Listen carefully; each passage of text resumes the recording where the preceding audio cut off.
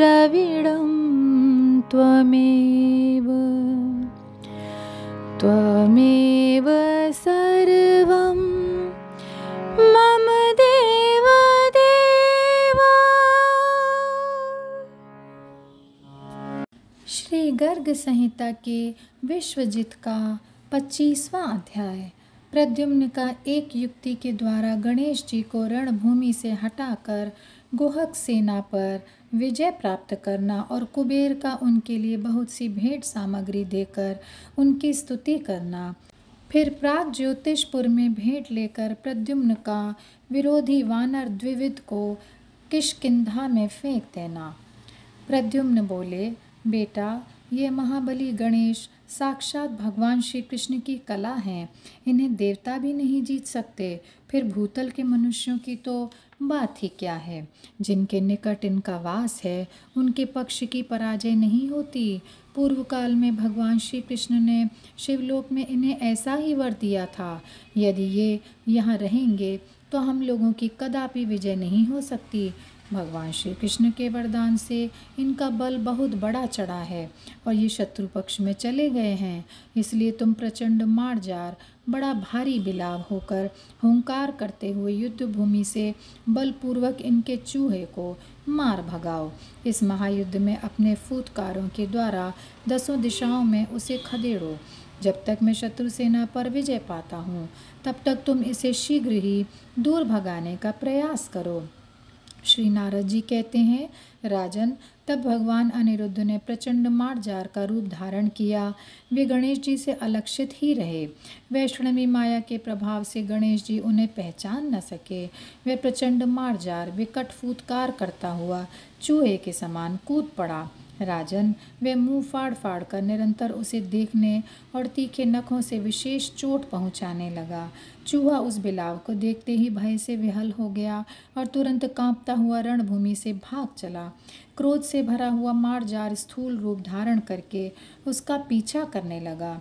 गणेश जी बारंबार उस चूहे को युद्ध भूमि की ओर लौटाने का प्रयत्न करने लगे, किंतु प्रचंड मार्जार से पीड़ित चूहा युद्ध भूमि की ओर नहीं लौटा। मैथिल, वे 7 द्वीपों, 7 समुद्रों, दिशाओं और विदिशाओं में तथा ऊपर के 7 लोकों में भागता फिरा, किंतु उसे कहीं भी शांति नहीं मिली। राजन, गणेश जी को पीठ पर लिए वह चूहा जहाँ जहाँ गया वहाँ वहाँ प्रचंड पराक्रमी मार्जार भी उसका पीछा करता रहा। इस प्रकार चूहे सहित गणेश जी जब सुदूर दिशाओं में चले गए और अपने पक्ष के सभी प्रमथगण विस्मित हो गए, तब पुष्पक विमान पर बैठे हुए कुबेर ने अपनी गुहक संबंधिनी माया फैलाई। अपना दिव्य धनुष लेकर महेश्वर को नमस्कार करके उन्होंने मंत्र सहित कवच धारण किया और बाण समूहों का संधान किया। उसी समय आकाश में प्रलय कालिक सामवर्तक मेघों के सदृश मेघ छा गए। बिजलियों की गड़गड़ाहट और महाभयंकर मेघों की घटा से अंधकार फैल गया। हाथी के समान मोटे मोटे जलबिंदु और ओले गिरने लगे। बादल अत्यंत भयंकर जलधाराओं की वृष्टि करने लगे। क्षण भर में समस्त समुद्रों ने भूतल को आप्लावित कर लिया। रणमंडल में सजीव पर्वत दिखाई पड़ने लगे। प्राकृत प्रलय हुआ जान यादव भय से विहल हो गए। वे अस्त्र शस्त्र त्याग कर बारंबार श्री कृष्ण पुकारने लगे। गुहकों की उस माया को जानकर भगवान श्री प्रद्युम्न हरि ने अपनी सत्वामिका विद्या को, जो समस्त मायाओं को नष्ट करने वाली है, जप कर बाण के बीच में काम बीज क्लीम की स्थापना की। फिर उसके मुख पर प्रणव ओम तथा पुंखे में श्री बीज श्रीम का आधान करके उसे कान तक खींचा और चतुर्भुज श्री कृष्ण का स्मरण करके विद्युत के समान टंकार ध्वनि करने वाले धनुष से भुजदंडों द्वारा उस विशिख को चलाया। कोदंड दंड से छूटे हुए उस विशिख ने दिग्मंडल को उद्योतित करते हुए उस गुहक संबंधिनी माया को उसी तरह नष्ट कर दिया जैसे सूर्यदेव अंधकार का ध्वंस कर देते हैं। यह देख पुष्पर पर बैठे हुए राज कुबेर भयभीत हो कांप उठे और यक्षों के साथ सम्रांगण से भागकर अपनी पुरी को चले गए। देवता लोग प्रद्युम्न के ऊपर फूलों की वर्षा करने लगे। समस्त यादव जय जयकार करते हुए हर्ष के साथ हंसने लगे। राजन, उस समय अत्यंत हर्षित हो राजराज कुबेर हाथ जोड़ भेंट लेकर शीघ्र ही प्रद्युम्न के सामने गए। राजन, 2 सूंडों से सुशोभित और 4 दांतों से युक्त ऊंचाई में पर्वतों से भी होड़ लेने वाले 2 लाख मदवर्षी हाथी, मोती की बंधनवारों से सुशोभित स्वर्ण निर्मित सूर्य तुल्य तेजस्वी एवं 100 घोड़ों से खिंचे हुए 10 लाख रथ, चंद्रमा के समान श्वेत कांति वाले 10 अरब घोड़े, माणिक के जटित 4 लाख चमकीली शिबिकाएं तथा पिंजरों में बंद 2 लाख सिंह कुबेर ने प्रद्युम्न को भेंट किए। विदेहराज चीते, मृग, गवय और शिकारी कुत्ते 1-1 करोड़ की संख्या में दिए। नृपेश्वर पिंजरों में विराजमान तोता, मैना, कोकिल, सुनहरे हंस और अन्यान्य विचित्र पक्षी राजराज ने लाख लाख की संख्या में अर्पित किए। कुबेर ने विश्वकर्मा का बनाया हुआ विष्णु दत्त नामक एक विमान भी दिया, जिसमें मोती की झालरें लटक रही थीं। उसकी ऊंचाई 8 योजन और लंबाई चौड़ाई 9 योजन की थी। उसमें लाख लाख ध्वज और कलश लगे हुए थे। वे इच्छानुसार चलने वाला विमान स्वर्णमय शिखरों से सुशोभित तथा सहस्त्रों सूर्यों के समान तेजस्वी था। मैथिल, उसके अतिरिक्त सहस्त्रों कल्पवृक्ष, सैकड़ों कामधेनुएं, 100 चिंतामणियाँ तथा 100 दिव्य पारस पत्थर भी कुबेर ने दिए, जिनके स्पर्श से लोहा भी सोना हो जाता है। छत्र, चंवर और सोने के सिंहासन भी 100-100 की संख्या में भेंट किए। दिव्य पद्मों की सुंदर केसरों से युक्त माला दी। 100 द्रोण अमृत, नाना प्रकार के फल, रत्न जटित सोने के आभूषण, दिव्य वस्त्र, दिव्य कालीन, सोने चांदी के करोड़ों सुंदर पात्र, अमोघ शस्त्र तथा कोटि स्वर्ण मुद्राएं भी भेंट की। बोझ ढोने वाले हाथियों और मनुष्यों द्वारा सब सामान भेजकर कुबेर ने 9 निधियां प्रदान की। इस प्रकार महात्मा प्रद्युम्न को भेंट सामग्री अर्पित करके राजराज ने उनकी परिक्रमा की और हर्ष से भरकर प्रणाम पूर्वक उनसे कहा। कुबेर बोले, आप भगवान महात्मा पुरुष हैं, आपको मेरा नमस्कार है। आप अनादि, सर्वज्ञ, निर्गुण एवं महान आत्मा वाले हैं। प्रधान और पुरुष दोनों के नियंता और प्रत्यक्ष चैतन्य धाम हैं। आपको मेरा बारंबार नमस्कार है। स्वयं ज्योति ही स्वरूप और श्यामल अंग वाले आपको नमस्कार है।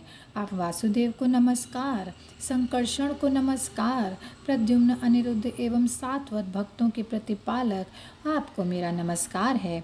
आप ही मदन, मार और कंदर्प आदि नामों से प्रसिद्ध हैं। आपको मेरा बारंबार नमस्कार है। दर्पक, काम, पंचबाण, अनंग तथा शंबरासुर के शत्रु भी आप ही हैं। आपको मेरा नमस्कार है। हे मनमथ, आपको नमस्कार है। हे मीन केतन, आपको मेरा नमस्कार है। आप मनोभव देव तथा कुसुमेशु फूलों के बाण धारण करने वाले, आपको मेरा नमस्कार है। अनन्यज, आपको मेरा नमस्कार है। रतिपते, आपको मेरा बारंबार नमस्कार है। आप पुष्प, धनवा और मकर ध्वज को नमस्कार है। प्रभु स्मर, आपको मेरा नित्य नमस्कार है। जगद्विजयी, आप कामदेव को सादर प्रणाम है। रुक्मवती के भर्ता तथा सुंदरी के पति, आपको मेरा बारंबार नमस्कार है। भूमन, मैं यह करूँगा, यह करता हूँ, यह मेरा है, यह तुम्हारा है, मैं सुखी हूँ, दुखी हूँ, ये मेरे सुहृद लोग हैं, इत्यादि बातें कहता हुआ यह सारा जगत अहंकार से मोहित हो रहा है। प्रधान, काल, अंतःकरण और शरीर जनित गुणों द्वारा शास्त्र विरुद्ध कर्म करने वाला जन समुदाय बंधन में पड़ता है। वे कांच में बालक को, वालुका राशि में जल को और रस्सी में सर्प को अपनी आँखों से देखता है, भ्रम को ही सत्य मानता है। और यही दशा मेरी है। आज मैंने मूढ़तावश आपकी अवहेलना की है।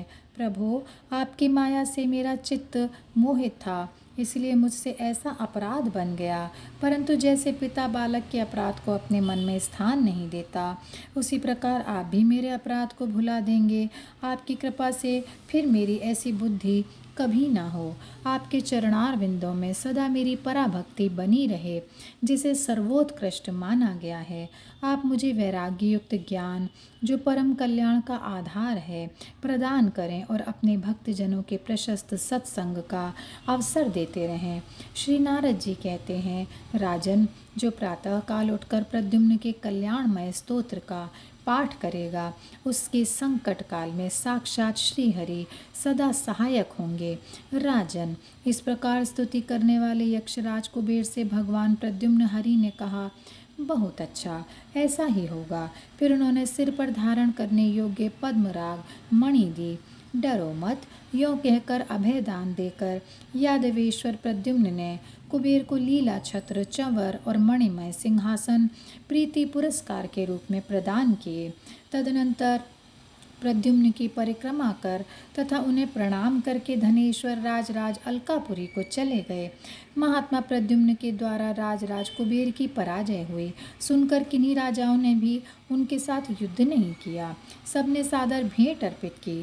तत्पश्चात महाबाहु प्रद्युम्न बहुत सी दुंदुभियों का घोष फैलाते हुए सारी सेना के साथ प्राग ज्योतिषपुर को गए। वहां भौमासुर के पुत्र नील ने उनके तेज से तिरस्कृत हो तत्काल उन महात्मा प्रद्युम्न के लिए उपहार सामग्री अर्पित कर दी।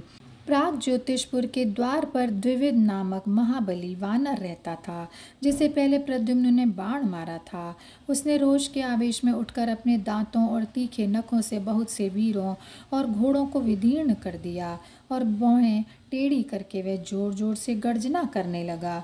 उसने बहुत से रथों को अपनी पूंछ में बांधकर खारे पानी के समुद्र में फेंक दिया और दोनों हाथों से हाथियों को पकड़कर बलपूर्वक आकाश में उछाल दिया।